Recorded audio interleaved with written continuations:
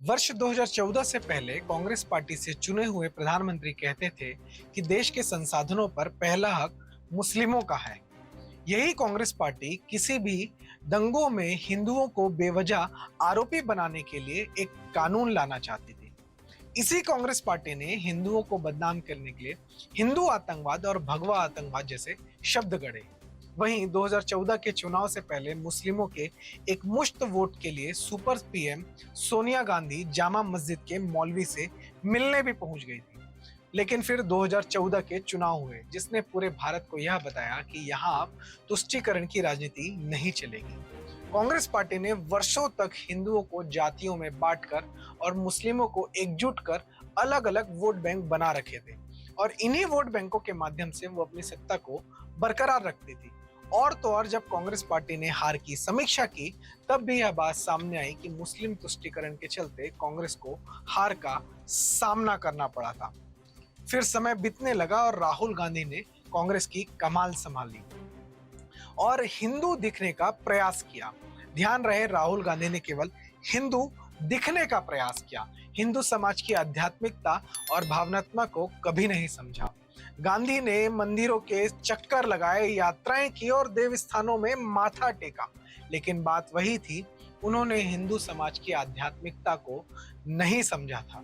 यही कारण है कि उनका यह चुनावी हिंदू का प्रयोग असफल रहा और कांग्रेस एक बार फिर 2019 के आम चुनाव में बुरी तरह से हार गई। इस हार के बाद कांग्रेस पार्टी बेचैन हो चली थी, नेताओं की उम्मीद खत्म हो चुकी थी और हताश निराश राहुल गांधी की अमेठी की हार ने उन्हें पूरी तरह से बैकफुट पर धकेल दिया था।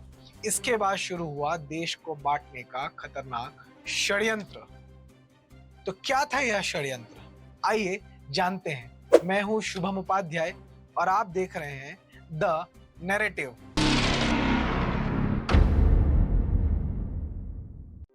वर्ष 2019 के चुनाव के बाद जिस तरह से देश को बांटने का खतरनाक षड्यंत्र शुरू हुआ, उसमें सबसे पहले आया शाहीन बाग में मुस्लिमों को भड़काने का प्रपंच। राहुल गांधी इन लोगों के साथ पूरी तरह से खड़े हो गए। फिर किसान आंदोलन के नाम पर देश में हिंसा हुई। कांग्रेस पार्टी और राहुल गांधी इसमें भी उपद्रवियों के साथ थे। इस आंदोलन के नाम पर सिख और जाट समाज को सनातन संस्कृति से अलग करने का षड्यंत्र रचा गया। लेकिन जैसे जैसे राहुल गांधी और उसके नेक्सस के सारे दांव फेल होते गए, वैसे वैसे ही राहुल गांधी ने समाज को बांटने के लिए नई साजिश शुरू कर दी। इस बीच अब राहुल गांधी ने नया शगुफा छेड़ा है जाति जनगणना का। बीते 1.5 वर्षों से राहुल गांधी हिंदू समाज को बांटने के लिए समाज के भीतर की जातियों में फूट डालने का प्रयास कर रहे हैं। एक समय था जब अंग्रेज कैथोलिक ईसाइयों ने भारतीय समाज के बीच फूट डालकर शासन किया और अब एक बार फिर उसी कैथोलिक ब्लड लाइन, क्योंकि सोनिया गांधी मूल रूप से कैथोलिक ईसाई है और उसी ब्लड लाइन से राहुल गांधी आते हैं और उसी ब्लड लाइन से जुड़े नेता राहुल गांधी फिर हिंदुओं को बांटकर भारत में राज करना चाहते हैं। राहुल गांधी की हिंदुओं को बांटने की यह साजिश जिस तरह से चल रही थी, उससे न सिर्फ भारत का समाज टूटता बल्कि देश में गृह युद्ध जैसी स्थिति भी आ सकती थी। अपनी भारत जोड़ो यात्रा को भी राहुल गांधी कुछ ऐसे ही षड्यंत्र के साथ उन्होंने डिजाइन किया था कि इसके समापन के साथ भारत के अलग अलग वर्गों के बीच देश और उसकी लोकतांत्रिक व्यवस्था के विरुद्ध अविश्वास पैदा कर उन्हें अराजक स्थिति में विरोध प्रदर्शन के लिए मजबूर कर दिया जाए। लेकिन जब यह सब साजिश विफल हो गई तब राहुल गांधी ने दोबारा जाति के आधार पर बांटने की रणनीति पर जोर देना शुरू कर दिया। इस कड़ी में राहुल गांधी ने मध्य प्रदेश में जनजातीय समाज को भी भड़काने का काम किया। राहुल गांधी ने मध्य प्रदेश में कहा कि भाजपा ने जनजातीय समाज को धोखा दिया है। वहीं उन्हें वनवासी कहे जाने पर भी आपत्ति जताई। हालांकि यह उनकी समझ भी दर्शाती है कि कैसे वो वनवासी शब्द को लेकर शब्दार्थ के रूप में समझते हैं।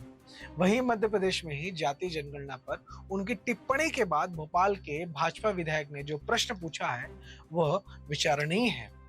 भाजपा विधायक ने कहा कि राहुल गांधी पहले अपनी जाति के बारे में बताएं। दरअसल यह एक ऐसा प्रश्न है जो जरूर पूछा जाना चाहिए। यदि हम राहुल गांधी की ब्लड लाइन को देखें तो वह फिरोज जहांगीर से आती है। दरअसल फिरोज जहांगीर एक पारसी व्यक्ति थे जिनकी इंदिरा गांधी से शादी हुई थी। अर्थात इंदिरा ने एक पारसी परिवार में विवाह किया था। इसके बाद इंदिरा के बेटे राजीव गांधी, जो कि एक पारसी पिता के बेटे थे, उसने कैथोलिक ईसाई महिला एंटोनिया माइनो, जो कि सोनिया गांधी के विवाह का पूर्व नाम था, उनसे विवाह किया। इसका सीधा सा मतलब यह है कि राहुल गांधी, जो एक पारसी फिरोज के पोते हैं, कैथोलिक ईसाई माँ के बेटे हैं, वह खुद की जाति क्या है वो कभी नहीं बता सकते।